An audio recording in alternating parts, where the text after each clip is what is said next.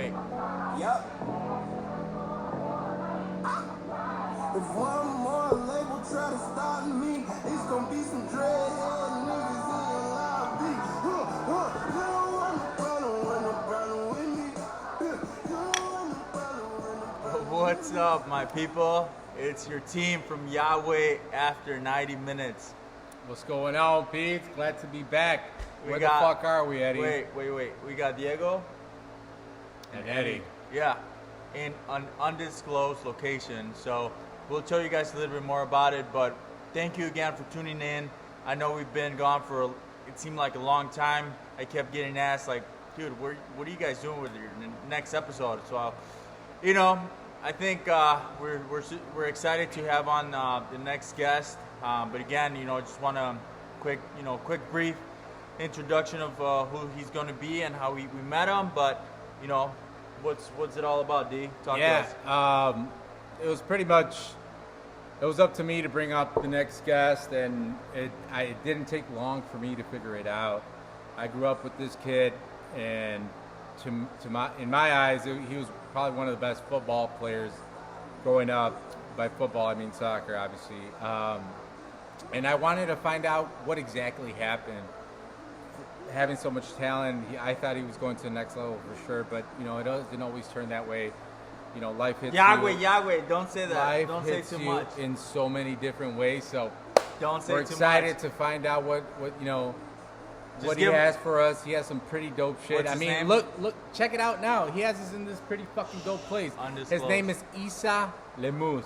And his shit is ill. So check him out. Hey, we're back. We're at the secret location, which you're going to know a little bit more about it. But with that being said, Diego, go ahead and introduce our guest. Yes, sir. Isai Lemus. Isai. They call him, people know him as Isai. What's good, brother? What's up, Diego? Thanks for having us here, brother. What's up, guys? How's it going? It's Friday. It's Friday, man. He has us here at, we went from like 0 to 100. 0 to 100 real quick, boys, real quick. So before that, Isai, thank you for having us, man. Can you just give us a little bit of where we at and why here today? Okay. My name is Isai. They call me Isai. First name is Isai Lemus. We're at the Chicago place. This is my friend's studio. There's a lot of recording from, you name it, from art to events that are being hosted here, involved with music, pretty much anything that has to do with art. It gets done here, and yeah. So, check it out. Obviously we talked about it in the intro, but Isai was, like I said, the perfect candidate to be here. And when he told us he would agree to it, he said, hey, by the way, come check out our studio. I want to do it there. And I told Eddie right away, and Eddie's like, dude, I mean, that's fucking awesome. We went from recording Zoom to now we're here together.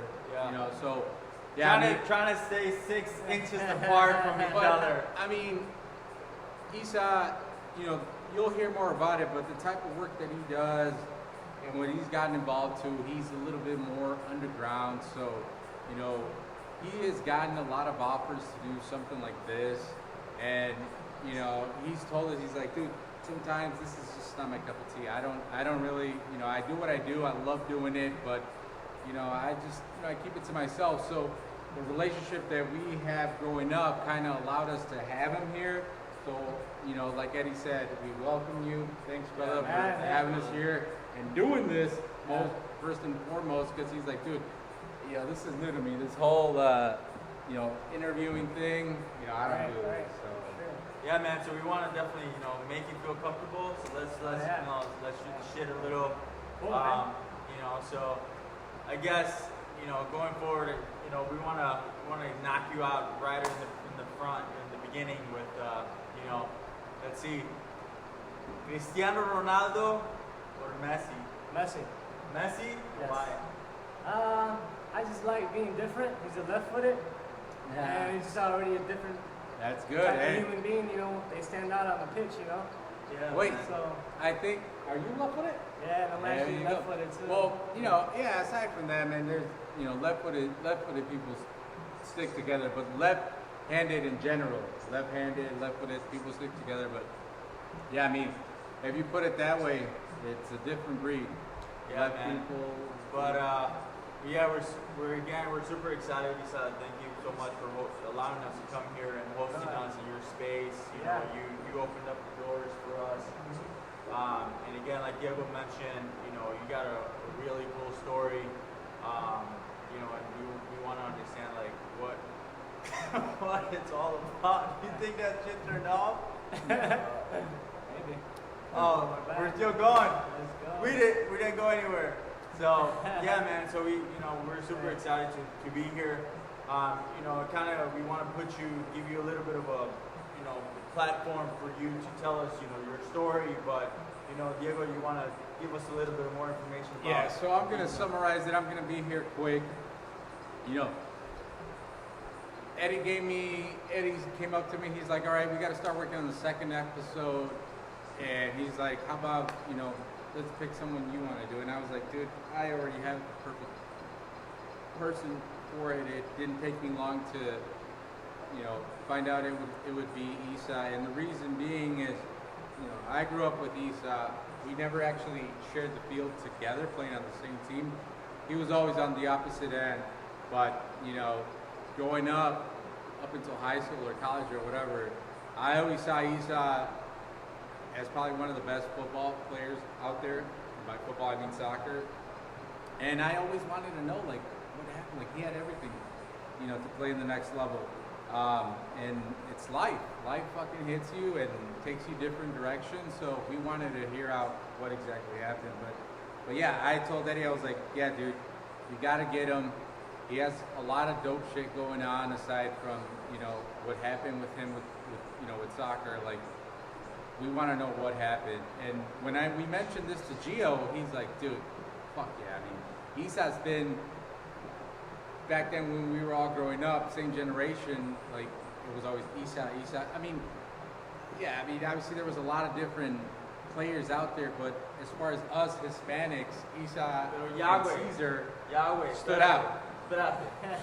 So, boom. Without we could keep talking about him, but hey, we have him in flesh and blood. Yeah. So Isai, like, talk to us, man. Like, can you give us quick background story as to like how you were involved in playing in the highest level at your time, growing up. Like, give us a little bit more about you. Who's Isai? Like, give us a little bit of a story of who you are. So I was born and raised in Chicago. Started playing soccer around when I was like 5 or 6. People didn't really know I was really into soccer till around 7 or 8. Once after, I feel like it was just naturally. My first game was like 3 goals, 4 goals, and like every game was just like crazy. Natural, bro. Yeah. So and then I was left-footed, and it was just fun for me. Just to be out there and just kind of. I'm not like one of those players who's just like get the ball and like juggle. It's just like I get the ball and like whatever comes, I like to just create whatever comes to my head as I'm going, And I just kept playing and like spot this league called Hispano growing up. Then as I was getting older, it started getting a little more competitive. So I started looking into ODP. Started playing for Club Soccer's FC out of Palatine. Started doing a lot of traveling with them. ODP is called the Olympic Development Program, where I started playing for the state team, made the state team, then the regional team, and then How was that, man? Like, that's pretty awesome. It's like a camp. You start off first from like trying to make the state team, so there's all these players that try out in the whole entire state. They slowly minimize the players to like 18, so then 18 players goes down to 18 players that represent the state, and then after you make the state team, then you can go out and compete for the region. And then the way that USA breaks down the whole the regions to make the national team, they break it down in 4 regions. And here in Illinois would be Region 2. And I ended up making the regional team. And then eventually made it to the national team and got to experience some pretty cool stuff and traveling and. So let's pause it there. So we already, I mean, right from the get, I mean, from his, you know, younger ages up till high school, he was already exposed to some of the highest level that you can really encounter at that age, right? So, you know, it was pretty cool to you know, to hear some of these things that even travel outside of outside of the states too. Yeah, outside of the states, other countries, and it's kind of fun, you know, just to kind of see where you're at, where your skill level's at, stepping outside of this country. Like, it's pretty competitive, you know. Just, So for all the viewers, you know, watching, give us a, you know, like what was that, you know, you being a young kid, right? Like in that stage, going abroad and playing against these guys, like what was that like? Like give us a look into like the East Side, you know, view, perspective, like as a kid, like going back, you know, to abroad and playing all these crazy teams. It's crazy because you just got a kid from the city and then you like put him in this environment outside of like just like the city and so much going on, and then it's just like you're in a complete different country, different culture, different types of players, you know, languages, to foods and just people in general. It's kind of shocking, you know, kind of like whoa. It's kind of, you know, especially at a young age, it just kind of throws you off a little. Be like, wow, this is like I'm really experiencing this stuff. Like, wow, you know. And it's cool, you know, and I cherish it. I cherish every single moment of it. And I felt like I cherish it by stepping into the field and like Just playing, you know, and being myself out there. And by me being myself, I always looked at trying to be different. If it wasn't from my hair to my shoes, my socks, or whatever. And I just like to stand out in some You're sort great. of my hair. A lot of people knew me by my hair. Isa had, you know, long hair growing up. Isa had the Brazilian type of hair. And you would People look thought at he was Isa, Brazilian. Yeah, and you wouldn't think he was Mexican, is that right? Yeah, I'm Mexican. Yeah. So he had long hair, braids on the field, so right away it was like, all right, well, you know, like you just mentioned, like the socks, just something, the littlest thing that would just, you know, different. Made him different. Made him different. So. Wow, man, that's you know, being a young kid, or for young kids, you know, out there watching, you know, seeing that from you know, 11, from like 7 years old, 6 years old to like what 17, you play like in the highest level at that age, Right. Mm-hmm. and then you know what happened after that? Like what was the transition? You come back to to college? Like what was that all about? So the transition that happened with me after high school was I gonna go Division I, or was I gonna go and take my talent somewhere else and like just go shoot for just being a pro soccer player? And for me, that's something I always wanted to do. I knew exactly where I wanted to go, what I wanted to do myself, and it was like I wanted to play in Mexico. I feel like that's what I wanted to do. You know, it's just like play in Mexico. I just want to wake up, play soccer, and you know, just be there and live the dream, and just soccer, sleep, train, and you know everything that has to do with soccer. And pretty much that's all because I mean, just to piggyback on Isa's point, pretty much anywhere else besides the United States, by 18 or 19 years old, if you already haven't made it to the next level, you're pretty much looking into going into either whatever your family is, you know, whatever their job is, or you just pretty much forget about that. It's not here to the U.S. where you actually go to college and then you're 22 and you're 23 and you actually still get a chance to be a professional. So yeah, in Mexico it's a little bit different. To his point, it's like, you know, at a young age you either realize either you're going to make this a profession, or you're going to go either to school, or you're going to go straight into the workforce. So, you know, that's the only difference. So I had options. So I had two options. Was either go play in the second division. I had an agent from Morelia Monarcas. So it was either sign that contract to play second division soccer in Mexico, or go to school. So I ended up choosing going to school and got a scholarship there. And from there, I got another scholarship to come back to Chicago and play at UIC. And Shout out to UIC Flames, by the way. yeah, Yeah, for sure. So I mean, Flames. that pretty much kind of tells you, you know, the level of playing that Isai had. I mean, he had so many different options to just being able to say, all right, well, I don't want to go to Mexico. I want to stay here, you know, with my family. I still get a scholarship, you know, and then I get another scholarship to play at UIC at the highest, you know, level here you could pretty much think of at that age. So that just, like I said, that just goes to show you. So we went to Lincoln. Both me and Isai actually went to Lincoln. We know Ben Messina. Shout out to Ben Messina, What's coach. up? Lincoln is, you know, it's a great time. It's good soccer players that end up there, and it's just, you know, you become a family. Yeah, it's cool. So, Good times, you for know, sure. we both share that experience, and then you ended up playing here for Chicago. Yeah, UIC, which was So fun. that like propelled you going to Lincoln. Right. For people out there, and again, for kids out there, you know, Lincoln, or you know, junior colleges. You know, Right, sometimes good it's start. good to make those decisions to go to junior colleges. Sure. And Yeah, you know, yeah. help you out to make that jump to D1. Like these guys, you know, both these guys played D1. And Isai, man. So you come back to Chicago, you play for the UIC Flames. So what happened? Like, and then what? What happened? It was a pretty short 2 years. I would say it goes by quick. You know, you're playing ball in 2 years at a D1. You know, it's just school, practice. Yeah. And pretty much it's just a routine that you have school, you know, studying, and then back to practice games. You know, so it's like I feel like it went by quick. It didn't go as planned. A lot of injuries, you know, came during that process of me playing there, and you know, your body takes beatings, and you know, there's stuff that happens in between of that too, you know. But overall, it was fun. It was a great experience, you know, just to even be able to play for a Division One university, you know. So It's like that's in everyone's mentality, right? Like once you start, right? Like you play in high school, right? And then you're like, okay, D1 is like my top, right? And then once you're down in D1, like you want that professional. But again, you know, you run into some injuries down the road, like struggles, knee injuries, which a lot of, you know, kids run into.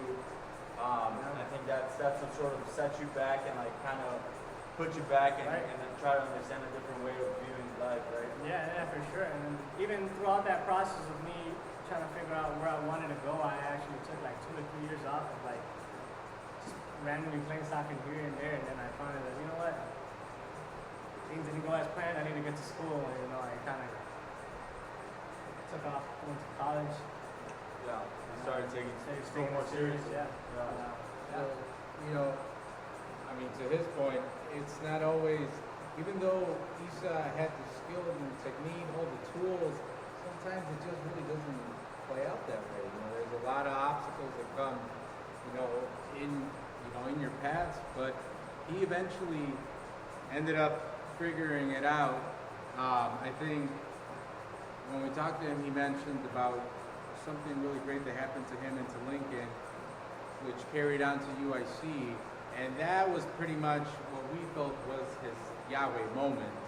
As far as, you know, is he going to pursue his dream, or is he going to, you know, pretty much come and, you know, take his other option? And, you know, pretty much Isai can tell you a little bit more about it, but, you know, it's one of those things that, you know, you want to do what really drives you, and you want to wake up in the morning doing. Like he mentioned, he wanted to be a professional soccer player in Mexico, wake up and play it.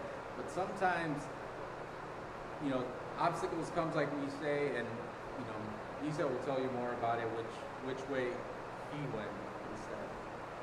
So yeah, after that, I was working for a marketing company. I was kind of, you know, doing that regular routine. You wake up, you know, go to work, come back. You know, at that time I already had a family, so I was just kind of trying to figure it out. You know, it's just being a young dad at that time. I was in the process of being a dad, so I was just, you know, I've always been real creative, you know, and just like I was into art, and I just felt like there's something out there I want to get into. I always felt like clothes or something, you know. And in that moment, you know, I always like to draw, but, you know, I was into graffiti. So right there and then, I just like, you know what, I'm gonna make this logo. I drew the logo out, and without even knowing how to do any graphic design, I went up to my computer, and I was like, I need to figure this out. You know, I want to design some clothes. 3 days later, I had the design, I had the logo like designed on the computer. You know, like a week later, I already had it like finalized. I took it over to one of my buddies that made music. We shot a video for it, and just like kind of put all our creativity into it, and little by little, just started kind of putting the pieces together to kind of trying to get to reach reach our goals and stuff like that, little by little. I think the thing that stuck out the most was that when he was going through this whole process, we asked Isai, we're like, well, what was like the thing that triggered the most? And you said something about, you know,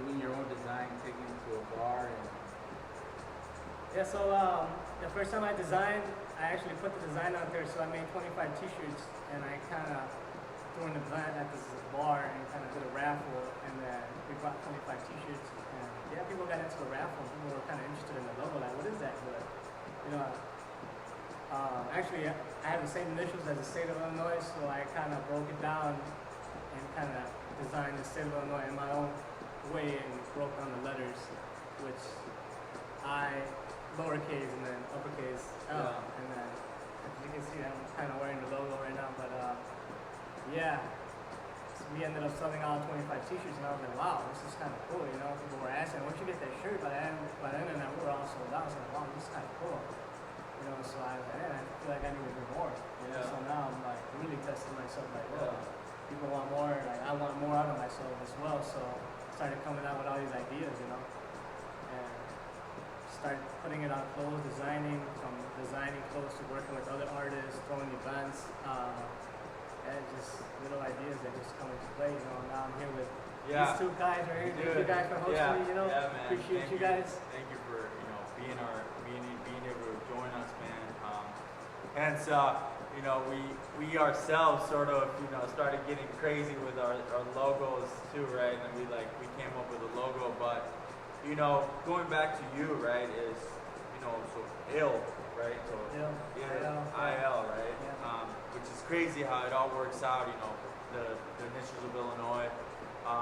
But like, did you have like a fashion designer or like a designer that you like looked up to, or like, I know that you want to keep it really, low key, underground, right? And sort of like, you look like at the likes of like Supreme, right? Supreme was all about. It started out like a skateboarding company that kind of blew up, and they got into a whole streetwear culture that blew up. Now it's like more of a higher end streetwear, I guess you would say. But you still want to keep it like. Yeah, I still want to keep it like that, like more local. It kind of gives it that more local, exclusive brand, I would say. People say like, why don't you open up a store, or like, why don't you do more outside of that? But I feel like I'm comfortable where I'm at with what I'm doing, just like the amount of pieces I put out. I like to keep it more exclusive for like the people that get it. I don't technically put out the same designs or restock the design, so it's like when I put something out, I like put my everything into the design and try to like give it to the people, and make it that they enjoy it, and understand it. Right, it's art, right? Because it comes back to me sometimes. Like, hey man, when are you gonna make it again? Like, I wish I can. I couldn't even keep one myself, so it's just like which is cool. It's cool, it's like having a piece for yourself, because you don't want to be wearing the same piece that someone else. When I heard that, it was interesting to hear that it was just that it's a limited item and get it while you can. And I thought that was pretty interesting. That was pretty cool.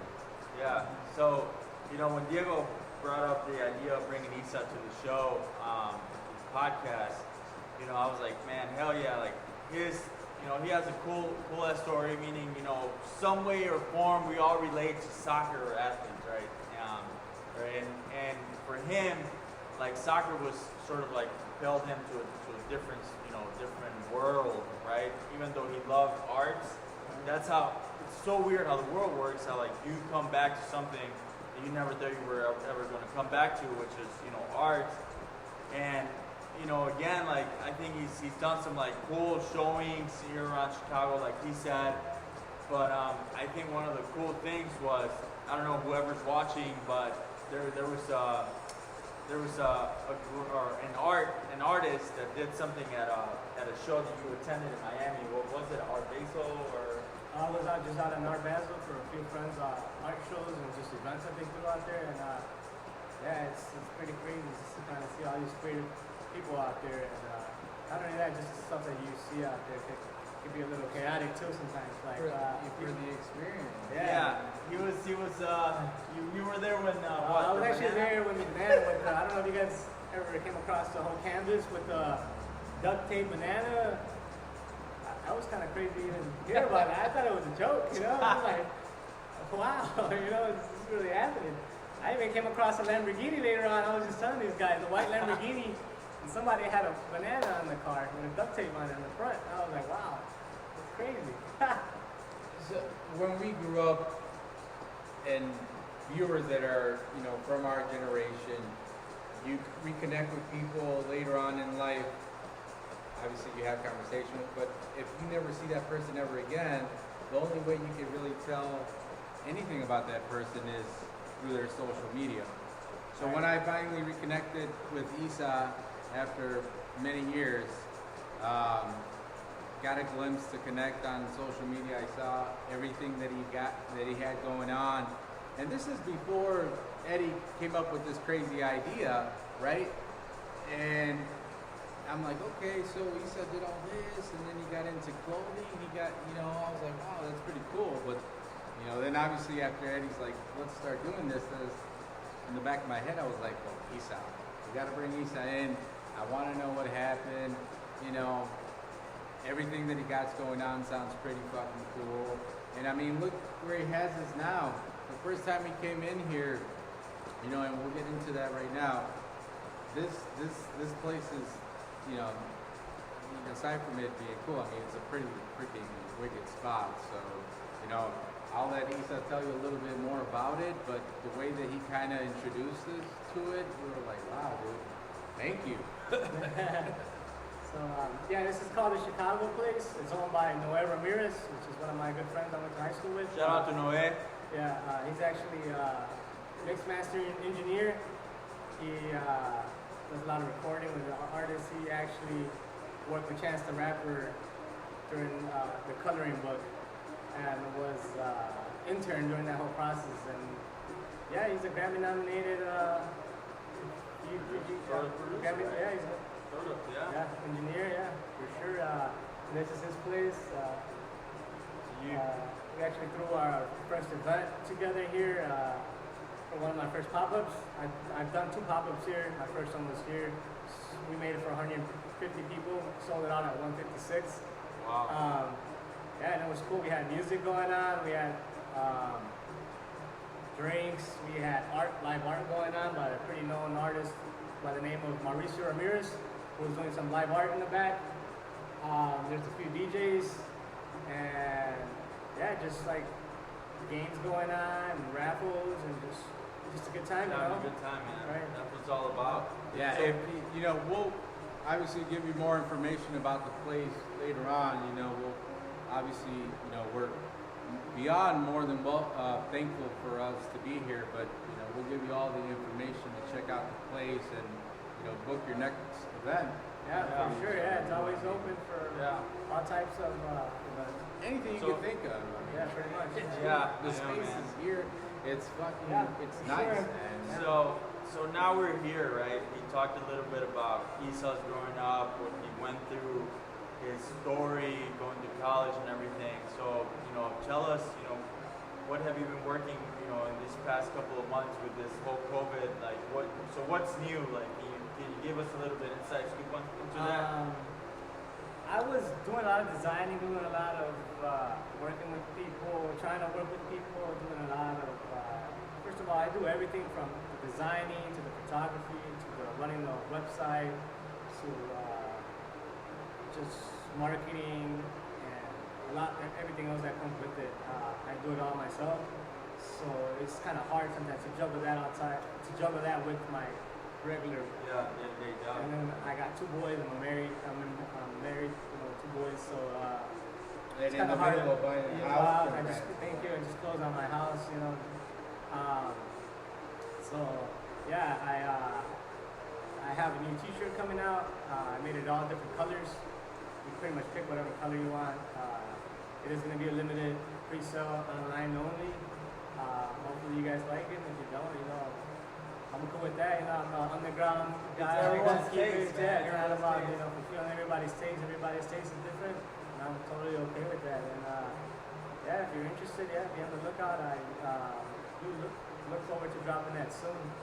I just thought that the whole thing, the whole sheen with Isai being so involved in, soccer going up, and then the whole 360 going into this, going into your entrepreneur with your clothing line, that was badass. I was like, I want to hear more about it, and I was actually supposed to catch one of your last events, and that's when me and him, I had just recently reconnected with Isai. It was one of those things like, do I go, do I not? But hopefully time allows us for you to host another event, and we Yeah, can for be sure. there. Yeah, man. hopefully you guys can make it out, and hopefully I can make it as fun as possible, so you guys can come out and have a good time.